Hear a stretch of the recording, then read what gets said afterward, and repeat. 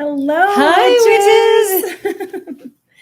Here we are for the Thursday live, and our camera is flipped, and I'm going to try to figure out how to change that.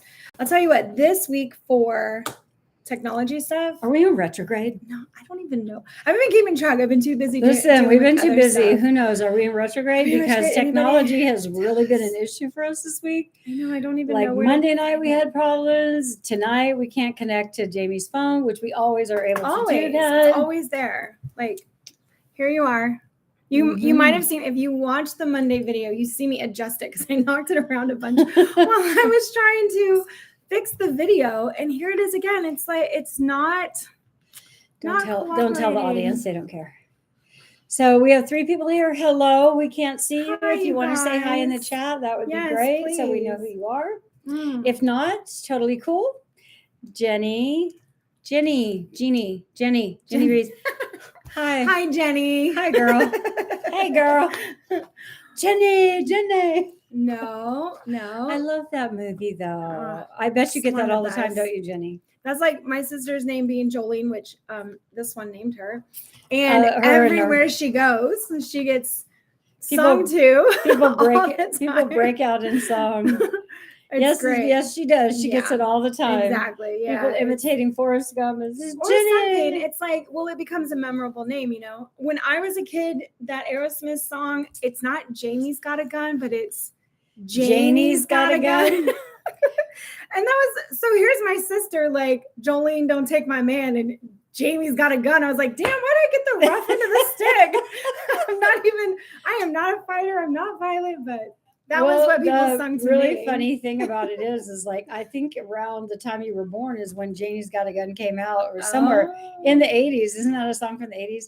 I'm an Aerosmith fan, and I don't know when Jamie's Got a Gun came out, so shame on me. Well, sorry, Steven Tyler. I love you, but I can't remember dates. So we are here live on Thursday night to talk a little bit more about our Monday night, to expand on the Monday night lesson, because we are limited in time in what we can present. And also when we present our lessons on Monday night, if it's too much, it's really hard for people to take it all in when they're trying to learn. When you're trying to learn tarot, and if you give people too much information, their heads are swimming. I mean, who cannot relate to that? When you go out and read about tarot, it's a lot of info. There's so much information. So we're just going to talk a little bit more about the elements of air and earth, which is what our lesson was about on Monday night. And so the air and earth cards of the Pentacles are the swords for air and the pentacles for earth. So we're just going to talk a little bit more about that. We invite your questions if you have any about air and earth, or any other questions. We would be happy to answer them. But in the meantime, we're just going to go ahead with what we kind of wanted to expound on. Stuff that is interesting that we didn't add into the lesson, you know, just little tidbits. Little tidbits to help you, for your knowledge base of tarot, because this is really what tarot is. It's like building. It is building your knowledge and your experience with the cards. Yeah, it's sort of, the way that I describe tarot is learning secret symbols that you can interpret and that you really have your own meaning for. It's not that we necessarily memorize meanings, and there are generalized meanings, like obviously what the suits mean, right? So in tarot, the sword is always about our mind. It's always about the thoughts and the air. Our thoughts. Yeah. So it's about the things that go on within our mind and how we become, I was going to say trapped in them, but then also how we kind of imprison ourselves with our thoughts and breaking free from that. And then, so all of the suits, that pretty much remains the same. But inside of the tarot, you can find things like colors, numbers, little symbols that just give you a better idea, or like more of a divination sort of feeling to say, oh, well, I see this card has, like a black cat in it. All right, well, what do you associate with black cat? And that's how you pick up the undertones of the card that are harder to find in books, because just reading from the book is like, put me to sleep already. I just I can't, that the Rider-Waite-Smith deck, although it was the first deck that I practiced with for almost 15 years, I was begrudged by it. Is that the right word? Begrudged? Begrudged. It sounds like curmudgeon. Curmudgeon? I don't know. That's a I'm beer. not sure what.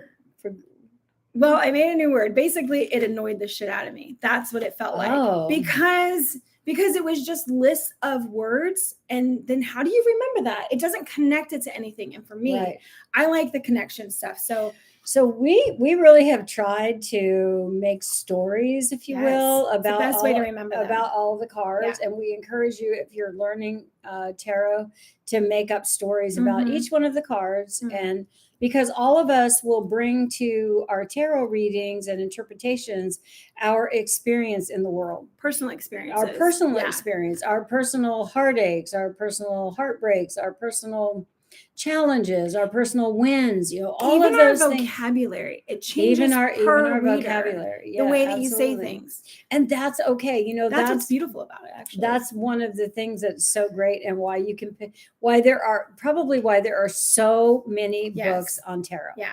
Because each tarot interpreter has their own take on the cards, even though the cards kind of mean there's a general meaning. So, but then there's the intuitive and interpretive. And I just want to say hey to Kay Hopper. Hey, Kristen, nice to see you with us. Thank you for joining us tonight. We're glad that you're here. Yes. And for all of you who have not said hello in the chat, hello. We see you. We know you're here, but we don't know who you are. So say hi if you want to. All right. Do you have a card that you really want to talk about? Because we're dealing with Swords and Pentacles right now. Well, I think, the only thing I'm going to say anything. Go ahead. Well, if you because I'm not sure. All right. In my analytical brain, you guys, I cannot help myself but to look at colors that are used within cards. Okay. So purple for its time was not used a lot. And even if this isn't a general recreation of Pamela Coleman Smith's art, purple, when it's redone in like the revised artistic cards, there's only 3 cards that really show people with purple. And that was something that really stuck out to me. What's your one deck called? Like the, I don't know, it has a fancier name. So all it is that the colors are revised to be more modern, as the original. The Radiant deck. The Radiant deck. The Radiant deck. So it just means like the colors are more blended. It's less line work. Yeah. They're vibrant. So with purple, I connect purple and colors to all things within the body and the chakras.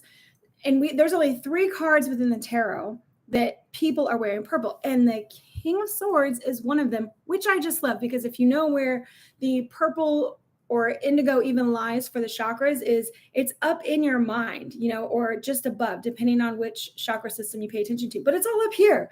And the fact that he is wearing a color that deals specifically with the mind's chakra system, it's just one of those things that, like, you might know it. And as systems add on to systems within witchcraft and tarot and spell work and everything, you have the King of Swords having purple. The other purple is found, and it doesn't look as purple on this deck, but the Lover's Angel, she is wearing, or they are wearing, a purple garb. Okay, so that's more of that ethereal mind connection to, the other side. And lastly, which we know is like the end of a cycle, the beginning of another, the World, she is wearing the purple sash, or they. Male and female, I don't really know, but I say she a lot, maybe because I'm female, I don't know. But as the purple goes, you find these really important cards, right? Relationships, which a lot of the air cards are about, dealing with the mental side of connecting with people and what we do. And then the World card, which is all about coming to that completion cycle after we've learned a lot of lessons, and then beginning to repeat it again with that open, joyful heart. So that was one of the things just recently that I connected, because I am a Virgo rising and all those little details really matter to me, that I really wanted to share, because it made me super happy to find purple. I love purple. It's my favorite color. It's my new favorite color, along with green. Green. So everything green. So it's funny how colors change. Our favorite colors, if you've ever noticed this, colors you're connected to. Has your favorite color changed over time? I can tell you from my own experience that when I lived in Kansas City for 30 years, my favorite color was red. So what is red associated with? If we look at the chakras, red is our base color. The is that what they call it? Yeah, the root the chakra. root chakra, Root chakra. which is all about just like Survival security and and secu- survival. yeah. And when Mhm. I think about my time in Kansas City for 30 years, like raising my 3 kids and working 3 jobs, and then just trying to like really like claw my way up in the world, that's really what those 30 years was about. It's so Survival. interesting that I loved the color red until I moved to Florida. And then all of a sudden, or maybe it wasn't all of a sudden, but over the course of a year, probably, my color, I didn't want red anymore. I wanted the more blue greens, which is associated with your heart chakra. And now I'm into like purples, like my whole bedroom, I'm turning purple, like everything I can find at the Goodwill store. But not like Barney purple. That's purple. That's Beautiful like, purple. yeah, Like like royal the purple. the royal, those chakras. So check out your own life. If you connect with this, like, or maybe you haven't ever thought about it and you're like, all of a sudden it's like, wow, I What do the always colors say? disliked yellow, but now I like yellow, and yellow is associated with the Solar the solar. So that is which That's like our confidence, our solar plexus. Confidence. So getting out there in these the things world. can change over time. So it's so interesting. And the It tarot shows up in the the cards. tarot actually it shows up in the It cards. does. It really does. Well, I love that Kat's talking about red. So we're going to go into a card that a lot of people have feelings about when they get it. Okay. The 3 of Swords, because it definitely looks like, well, it actually depicts a heart being stabbed 3 times, right? But the important thing to know about this card is not just that the heart is being stabbed 3 times, and we usually think of it as an outside force, but truly it's our own minds stabbing our hearts. Your thoughts can control what's happening within your body, and this card is one of the ones that really depicts that if you have constant longing or worry or fear, those thoughts are really eating into that heart chakra of yours, or even your root chakra, where you could have not feeling secure, having a lot of fear in your life, having a lot of worry. This is where the color really blends, and the symbolism of the heart really blends into the tarot to tell you that this is really about having control over your mind. Like the opposite of this would be control over your mind. This is your mind controlling other things. Like, so this is your mind controlling your body versus you having control over your mind and your body reacting to that. Is that, how much sense is that making? Because I feel like that makes sense, and I can actually personally relate to that. Because I didn't have to, but I chose to leave Kansas City after living there for 30 years because I could not break free of a relationship. The person that I was involved with was just not letting go, and I couldn't, living too close. I had to put distance between us. And so I can really relate to that. And then when I came here, I spent a lot of time like missing him and missing all that. And I'm like, when I think back about it, I was like, what the hell was I missing? It was terrible. How much of it was like in your head versus a lot of it? Listen, the whole thing was in my head for 20 years, because I built this person up to be something that they weren't, that I wanted them to be. So yeah, it was all in my head. There's a lot of air energy going on there, or a lot of. It's why we see the biggest struggles, or like the most, I don't know, turbulent or kind of. Well, I think that's why all of the swords, if you look at the swords in a sequence from ace to 10, what you'll see is there's struggle there. And a lot of the struggle is in our own minds. We create these situations, or we create the conflict and the turmoil, but it's in our head. It's not really happening outside the world, because what happens is we're thinking about it all the time. We're ruminating on it. We're like, oh my God, if this, if that, if he'd call, if he'd text, or whatever the case is. So a lot of the swords, a lot of the problems that we see in the Suit of Swords, we bring them on ourselves because of what we're thinking. Yeah. Which is why we always say, what you think about, you bring about. And so be careful with your thoughts, because they will turn into, Jamie, read that. Oh from, my gosh. Okay. Can you read the next big thing, you guys. So as I'm analyzing cards, which, like I said, I've been working with tarot cards specifically for over 25 years, but these, I gave them up for about 10 years, but a long time. I have never done this kind of really analyzing the cards since we were going to teach people about them. Because as a Virgo rising, I need to know everything. I had to look at every detail in case I missed something. But I do want to share with you guys something. If you know, I hope I'm saying it right, Lao Tzu, which I don't know, but Laotzu.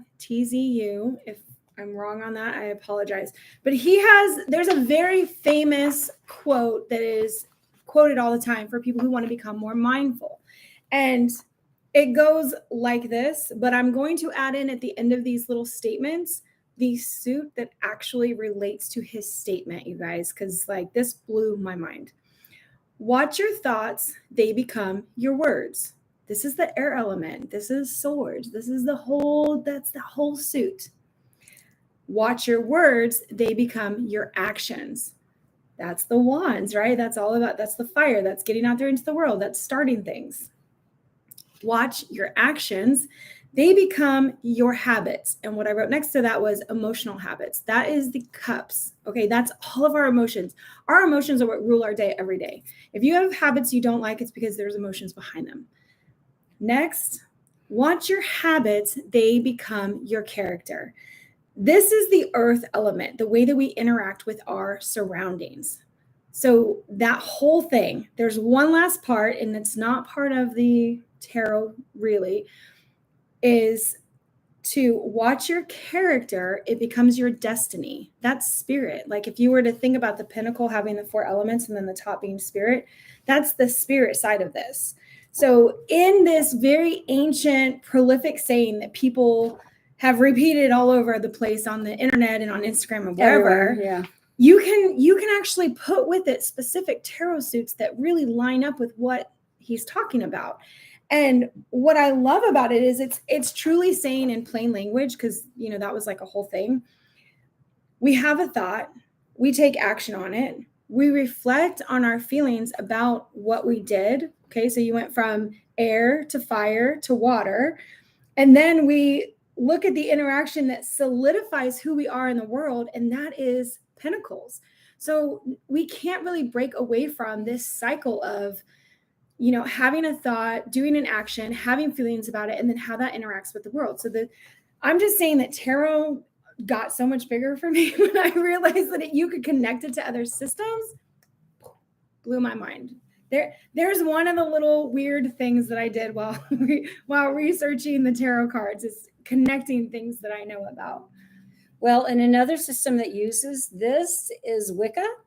That's right. Yeah. So when opening a magic circle, they start in the east with air, the breath of life, then to the south with fire, action, powerful change, then to the west with water, relationships and emotion, and then to the north earth, stability, and the tangible world. Yeah. So we really do see this overlap. If we were to make the Venn diagram of all of these things, astrology, tarot, just the practices ancient of witchcraft theories and stuff, and these circles in the middle, we would see this, like they would all intersect. Yeah, they all connect. It's so cool. So I mean, if you ever had any doubt of why you're interested in tarot, why you're interested in witchcraft, we know that witchcraft or tarot is not necessarily about witchcraft, but witchcraft can use tarot. So for divination,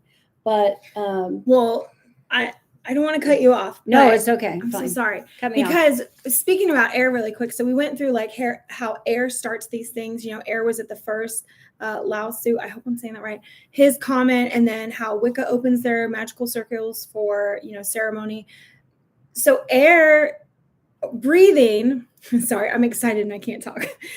Breathing in air is actually how we control our minds. If you think about meditations, when we breathe in consciously and we're really in control of our breath, we are in control of our mind. And so that is another way to connect the mental side with air, like your mind with air. Why is that the same thing? I always thought the way that I always related it was just that we speak words into the air. So I felt like there was a good connection there.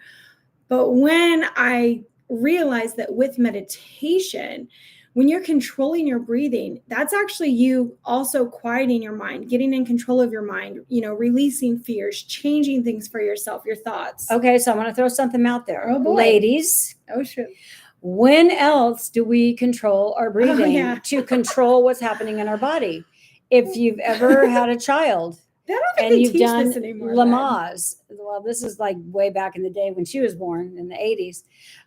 So they taught Lamaze, and they Yeah. taught breathing to control the pain that you were having during labor. So there's this real connection between the breath that we breathe and the control that we have over what's happening, not just in our minds, but also controlling what we're doing with our body. The bodies, So everything. It this starts is there. I mean, I just feel like the air element is all the elements of the tarot important. are important and significant in our Yeah. lives. We can see them manifest in our lives in different ways. But air, without it, we couldn't survive. And then with it, we can do things like control pain and Yeah. control all kinds of other things through meditation. And it's kind of like this circle that goes around, and you're just like, oh my gosh, this is so cool. I never thought before, like if somebody was to ask me, oh, well, which suit would you study first? I would have probably picked fire, only because I think that for me, fire or wands is the easiest to understand, because it is all about action and like goals and just getting out there in the world. And I really, really can connect with that. But the way that it's sort of built is that air should come first, and the other systems sort of are a build on, reflection, or additive to what happens in the air element with breath and mind. So this is something that, like, epiphany for me at 42 years old, dealing with tarot for a long, long time and never ever understanding what suit I might pick to go first. It's not the easiest to understand by far. We went with fire and water in our first to explain the elements first because they are easier to understand, but with air and then earth, because it deals with such big concepts and broad specs of like all over the place within our lives. They're the harder suits to, I guess, get into, but they give the most when you finally start defining them. Yeah. Yeah, I agree with that. So swords, just if you were to lay all of the suits out in a row, swords, cups, all the suits. Oh yeah. Each suit of the minor arcana and like ace through king, and looked at them, you would see that in the suit of swords, which is air, we see the most conflict. Yeah. That's where we see the most. We see a lot of hard things going on. So when suits show up, a lot of swords show up in a reading for you, it means there's a lot of things going on, and it's probably mental in your head. And it, so that's kind of a clue to finding like, oh, what's my way out of this? Yeah. Because for me anyway, when I read tarot, when I read cards for myself, we have card readings, the three of us, my other daughter and Jamie and I, we have card readings, and we're always looking for something like what's the year ahead, or we're trying to answer a question. I mean, a few years ago, it was like me dealing with my father issues and having not seen my father for 45 years, and then finding out where he lived, and then doing a reading about, okay, what do I do with this? Because I didn't know. And then just to clarify, tarot brought all of that about. And listen, and then getting the message that I needed, now that I knew where he was, I needed to go and close that chapter. Immediately. It wasn't like, you should go do that. It was like, immediately, act now, do this now. There was urgency. And I didn't want to do it. I didn't want to believe it, but we did clarifying cards on this reading, and the message was the same. So I made a decision within about 24 hours to go and make this trip to Arizona. And again, I hadn't seen my dad for over 40 years, and my daughters had never met their grandfather. And so I went there to just close the chapter and say, I love you. I'm sorry, even though I didn't feel it, but I went to do it anyway. They were really happy to do it. And the crazy thing about it is, like, he died 6 months later. Yeah. So that was the cards telling me, this is your opportunity to close this chapter. And I'm glad. I'm glad that I did it. There's still some unresolved things there for me, where it's like, but that part, at least, where after a 40 plus year of not seeing somebody and not communicating with somebody, where you're face to face with them, and looking at this old ass man that's decrepit now. It was so surreal. The whole thing was sad. so surreal, and all my daughters could do was cry, because this was their grandpa broke our hearts. Yeah. that they never met, and Yeah. this is the only time they're ever going to see him. And you Yeah. could tell that he wasn't going to be with us very much longer. You could tell he was at the end of his he life was for sure. very Yeah. sickly Yeah. and not being well taken care of. Yeah. So anyway, this is what tarot can do for you. If you're ever wondering, if you ever doubt that there's not answers in these 78 cards, there are answers in these 78 you can cards. follow the messages. Yeah. I think the easy thing to do is to do a tarot reading, or even having it done. I read tarot for myself, for other people. I do not skip an opportunity to get read by other people that I think could be amazing for me. And even times when like people are kind of practicing on me, I'm okay with that. It doesn't matter. I go to these group things where I know people are new and they read for me, and I'm like, oh yeah, it's okay. No. I'm like, they don't get it just right, but I'm like, that's all right. They need practice, and I'm more than willing to help them. But when I've had really good readers for me, I mean, it's so spot on that I'm like, okay, now that has calmed something about, an expectation that I have with my son or something, or like something going on with the family, whatever it is, it can give you comfort. I was going to say comfort. For us, it gave us action and doing something so that we didn't miss an opportunity, which I'm very grateful for. I know that was really hard for you, and I'm glad that you did it anyways. I'm glad I did it. Yeah. I have no regrets. Yeah. Here's the thing about the whole reading that night when we did that, when the cards came up and we were like interpreting the cards, and this is what they were saying, that I needed to go do this. Yeah. I was like, no, because I did not want to deal with it. Wait, say what you were actually trying to get a reading for. I don't remember. Holy crap. I can't remember. What was I All trying right. to get a reading for? My lovely mother, who has now been single like several years, right? Oh, by choice. I was trying to get a love By choice. reading. She was like, I'm ready to meet somebody and connect. That's right. I remember. And so the reading was about how to meet somebody, what to do. And then father stuff came up, and we're like, what? No. But it was like she needed to deal with that side before making a new relationship happen. When we have stuck energy around things, we can't always walk into relationships being our whole beautiful selves, because we've got all these pieces laying in the past still. So when you start like healing those things, or at least trying to, and coming to terms with them, then when you step into a relationship, like you just know yourself more. Well, and that's what the reading kind of did. I do remember that now. It was about relationships, and all these daddy issues came up that I needed to deal with. And I'm like, what? I don't want to deal with daddy issues. It's been over 40 years. Fuck that. She's like, what daddy? But coincidentally, so that happened in September. Well, the reading happened in August, and in September we were in Sedona. We were in Arizona seeing my dad. And then in January, or late, maybe December, or something like that, I did a love spell to bring like love into my life. And in January, I met somebody. And then it was like so intense. I was like, oh, I'm not ready for this. Yeah. So she got the thing she wanted and then totally backed out of it. This dude was all about her. And she was like, this is too much. This is too much. It was too soon for me. I realized pretty quickly, as soon as he was all into me and wanting to come to Dallas, and I'm like, oh God, this is happening too fast. I still really hope we run into him again, because I thought he was a great match for her. And she just got really like spooked. Like, what? He wants a lot of my time. It was really intense. He was so sweet. It was very intense. I have the cutest picture of them next to a fire. They only spent one night together. Well, They only hung out for one night, and then talked over a weekend. But no, he came over. Did he? Yeah, he came over and cooked for me. What? I don't remember that. I didn't tell you, I guess. He came over and cooked for me. The truth comes out. Cooked breakfast for me. He was just here like for the weekend, taking care of his dad who was sick. So yeah. Anyway, if you have any doubts that tarot cannot help you answer questions in your life or give you guidance in your life, then I'm here to tell you, and this one is too. We got stories on stories. We have so many stories. So many stories. But that's a really good one, especially because it's pretty fresh. It's only within the last couple of years. Mm-hmm. And, it was one of the ones that really set a lot of things in motion for the three of us, my mom and my sister and I. Yeah. And we had an amazing time outside of seeing my grandfather, who was slowly dying in agony, like horrible. We had to then go and take a spiritual retreat into Sedona, which we did, and it was amazing.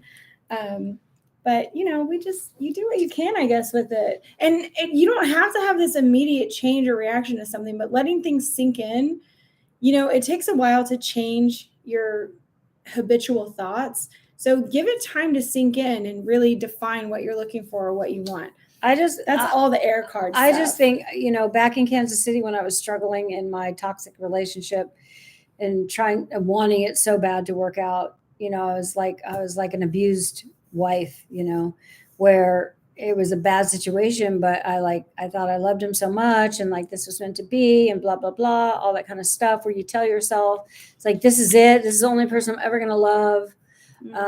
Back then, I would pull cards every day and just get a message from spirit about whatever, I would just pull a card a Need day. inspiration. So if you're new to tarot and you're wondering what tarot can do for you, I do really feel like when you connect with your cards and you connect and you listen to, you get the messages from spirit, which what that means, by the way, in case that is a confusing statement to anyone that's listening, is for you to sort of, when you read your cards, to be in a place where your sort of mind is clear and you're open to receiving a message in the cards, and then you shuffle your cards as many times as you want. You light candles, you do these things, just kind of get in this zone, and then you start laying the cards out and you see what messages come to you.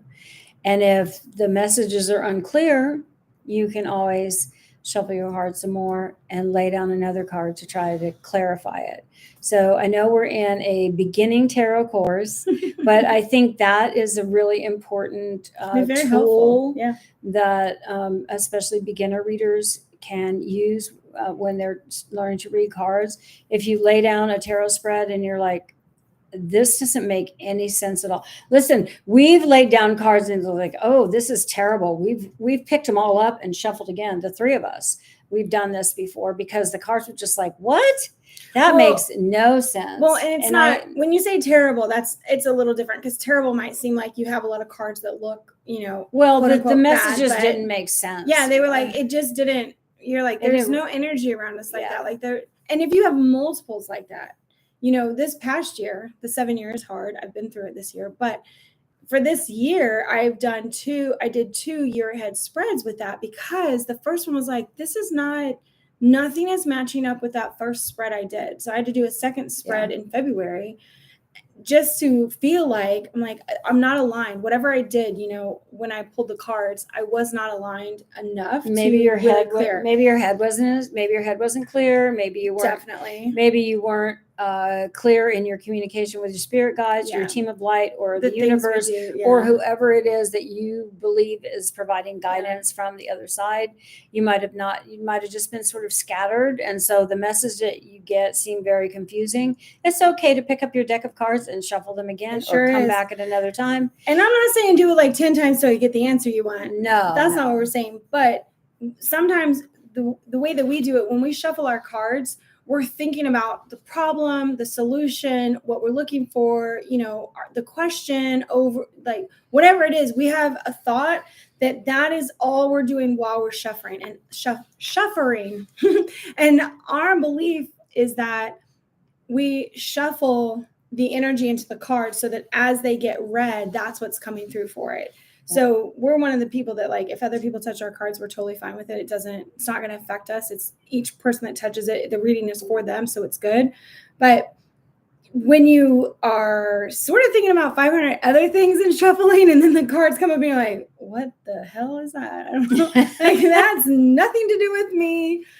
Doesn't even make us, it doesn't scratch the surface of anything. That's when we're saying, like, just redo it and try breathing, try mantras, thinking, just clearing your mind and shuffle for as long as you can, thinking about your thing, so that when you lay it down, it's like that energy has really sunk into your space, to your cards, whatever. And as you lay it out, it's like, that's your answer. That's your more connected, in line thing. So I just want to say that our live audience and anybody watching this live after this, you're getting an extension of our lesson, because in our lessons in the 11-week course, we're not really talking about spreads ever, No, we can't. because not it's enough too, time. there's not No. enough time. By the No. time you go through the meanings of the cards and try to help people learn the cards, there's not enough time to talk about the things that we're talking about now. When you lay down cards, when you're, and they just are like, they don't match up with anything, how you can start over. Yeah. Again, like Jamie said, not to shuffle the cards until you get the answers that you want, Not like but- 10 times. but to Once or shuffle, twice? but to shuffle the cards until the cards that you get, or a couple of times until they make sense. We've only had to do this like once. I've never been in a situation where I've shuffled, lay down a spread more than one time. No. It's always been like because the first time I might have not been thinking, maybe my mind was wandering, and so And you can admit that to yourself too. You can be like, you know what, I really was not in my place. I was not really focused. That's something that you have to be humble with yourself and say, okay, well, you know what, when I was thinking this, I was actually like, what's for dinner? What do the kids have going on tomorrow? What's my husband's happening schedule at for the work? weekend? Like, what are we doing on Sunday? We all know, especially as women, for all of our women audience out there, we all know women, our minds are like, it's this all the time, because we have so many responsibilities. We're taking care of so many people. We have so many things that I'll tell you, in my next life, I'm going to come back as a man where all I have to worry about is work, sex, and food. And that's it, That Scorpio energy just coming right through, all about pleasures and desires. That's it. That mean men don't worry about anything else, right? Stop it. Do they? I don't know, guys. No, You tell me. My if you're out husband there. is definitely, he thinks about a lot of other things too. All right. But I'm just saying. is that the top of his list? Yes, probably.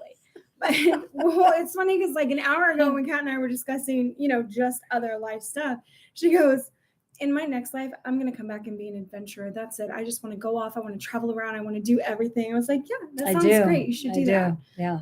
Because she's heading towards like, what's after this job? I'm What's on the heading. next So thing? I'm about 5 years from, being forced into retirement. Forced. Whether I want it or not. And I don't want to retire. I want to do something exciting after that. Even though I'm going to be 65 in a couple of weeks, I feel really young and spry. And You I just still are. I want to go out and, do all kinds of stuff in the world. So anyway, okay, back to our lesson. Is there anything else that we want to share about air and elements of air? And we didn't go over Pentacles much. So you have those cards. Okay. Send them to me for a second. And There you go. I had the sword cards picked out because the air element is, I don't have fire in I was thinking about what's in my astrological chart. I don't have a lot of fire in my astrological chart, but I have lots of air and water, which makes sense.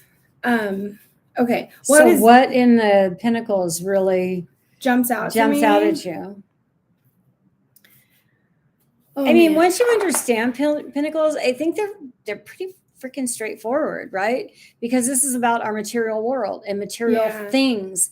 And as if we were big, in what way? Well, so it's big because, one person's dream of what they want in their world, it can be way different than other people and what they want in their world. And that's what makes the world go round.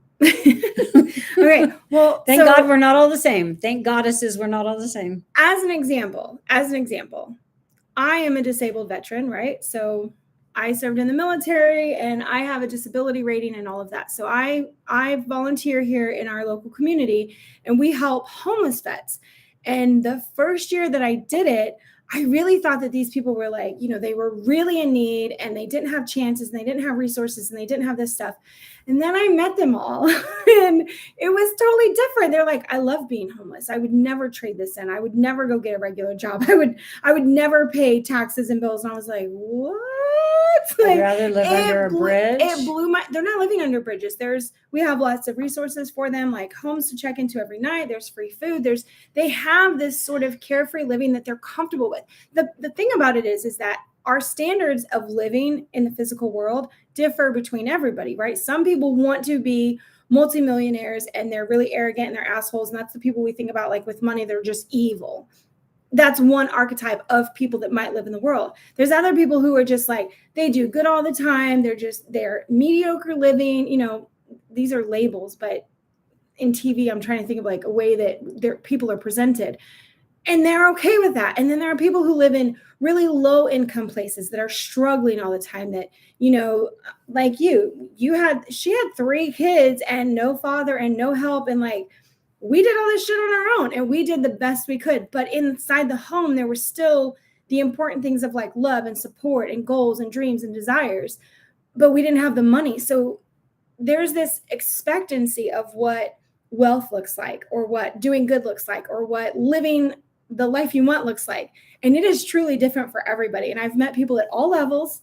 I've traveled the world. I was in the Navy. I've been to lots and lots of countries. I served in Iraq and Afghanistan, been everywhere. People base their living conditions or their physical environment with how happy they are with like their relationships, the people. Do they have what they need? Can they send their kids places that they want to go? So it's all just, we're all biased in our own ways on what we think the world should look like, or what we think our family should have, or what we think we should have.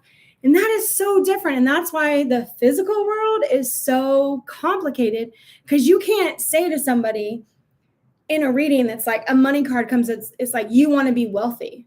Maybe they don't want to be wealthy in money, but they want to be wealthy in their lifestyle at home, to just every week they don't have to worry about how much groceries cost or gas or something. And let's face it, wealth is a scale, right? For some people, making $20,000 a year is wealth, and for other people, it's not wealth until they're making $150,000 a year.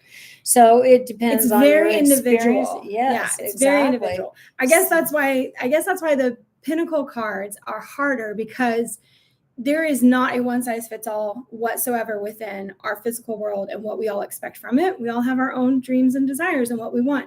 My husband and I talk about all the time riding off to a secluded island where we just farm and like we just do our own thing away from people, because what would make us feel rich is more time together. You know, just as much time as we could possibly get is what we want.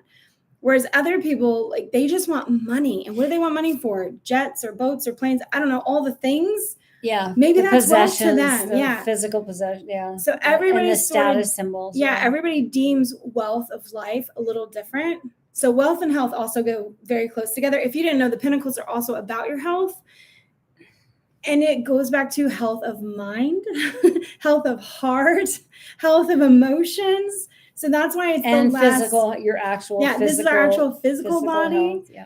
It's where stresses can really be seen, because it doesn't necessarily have to be from lack of material items or lack of money. I've met many very, very monetarily rich people who have terrible relationships with their parents. They don't have, long relationships with girlfriends or boyfriends. It's like they lack that love thing. And so can you call them truly wealthy in life? I don't know. It's just personal preference.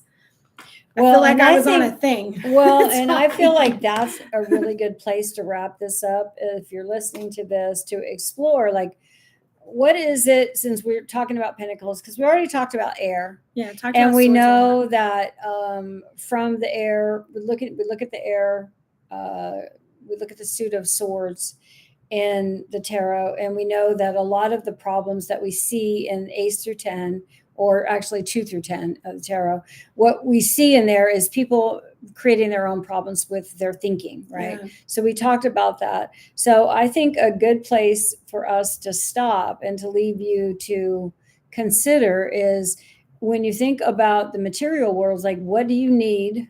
What do you need or want to be happy in this world? And if it's like, I have to have the 4-bedroom house with the pool and 2 cars and a boat and all of that, those are all material things. So are those really going to bring you happiness? If you had all of that, if you won the lottery tomorrow and got $2 billion, because I think that's what it's up to right now, and had $2 billion, would that bring you happiness? What will bring you happiness? And I think that's one of the things that you will see in the suit of Pentacles, is people who have accomplishments, who have money, but they're juggling it. Well, that, it's the jugglement of like, does money make me happy? Does the other thing make me happy? What I do with it, how I spend it, my time, all of that. Or they have, the riches of being a master, but then they also have the joy of teamwork and a group. Like humanitarianism. yeah. Like doing for others. Or maybe they're afraid that they're going to lose their resources, and so they hoard them because And shut everybody else out. and they won't share. And what kind of joy does that bring us if we don't share? Or maybe there's a lot of movies about this one. Or maybe they've been shut out from all of the good things in life. I see this as being shut out. Jamie sees this card as a card of hope. I do. So how do you view the Five of Pentacles? Is this a card of hope, or is this a card of people who are in distress? This is where tarot becomes such a beautiful thing, because each one of us with our own perspectives and our own experience bring our knowledge to a reading. And if you have enough, do you share? And the sharing is a beautiful thing. That goes into mindset, which we talked about in the lesson on Monday, of lack versus abundance. Is there enough in the world to where you can share your wealth? How often do you share it? Who do you give to? How do you give? So we were talking about this card, and Jamie's like, "Oh, what did you say about him?" Well, we disagreed on this card too. She thinks he looks like he's he doesn't look happy. Yeah, look at the expression on his face. Pull out your tarot deck for the Seven of Pentacles and look at the expression on the guy's face. He's got all this stuff, but he's like, he doesn't look happy. He looks pensive. So what's happening here? See, for me, I think that he's admiring the resources that he's built, and he's trying to figure out what he's going to do next with them. He's admiring his hard work. He's literally frowning, you guys. Okay. So I say he's unhappy. Well, we need to channel Pamela Coleman Smith and be like, did you actually mean for this guy to look unhappy, or is he just contemplative? And then we have in the 8, we have him, this is a guy diligently working, and he's producing a lot for the world. Yeah, he's producing, and he's happy doing that. Yeah. And then we get into the court card. Well, the 10. Listen, I want to be her, because she's living in the lap of luxury. She has everything that she wants. So these, and then of course, finally, we have the 10, where the coins are just raining down on top of us, and everything is great. Supposedly everything is great, but is it really? Does money solve all of our problems? Yeah. And then we get into the court cards, which are really confusing because they're like people. So anyway, we're going to do court cards on Monday. Yeah. So join us for court cards, because because court cards. So we'll just talk about Mondays. Court cards are puzzling. Court cards are, they're definitely difficult, because if you lay them all out, all 16 cards, the people kind of look the same. They're either sitting around, they're standing around, or they're on horseback. But what does that mean? Right. Where does that get us? So on Monday, we're going to reveal to you what it means to us and how we think you might be able to learn the court cards. And we hope you will join us on Monday night at 7 p.m. 7 p.m. for the New Witch meetup on the Journey of the Tarot week 7. Week 7 already. And there is my pitch. No, the pitch is coming in. And I hope everyone watching this got something out of it. Yes. And if you have any questions, 7greensisters@gmail.com. We're here to answer questions, or hit us up on any of our various. We're not even on all that. Just comment on this video, and we find it. We look at the YouTube comments all the time. We'll do right here. We do. We're watching. Absolutely. We are watching you, and thank you for being with us. We really appreciate you, and we're glad you're here, and we hope you got something out of this. So good night, you guys. We'll see you all either Monday or next Thursday. Yep, we'll be back next Thursday. Bye. Bye.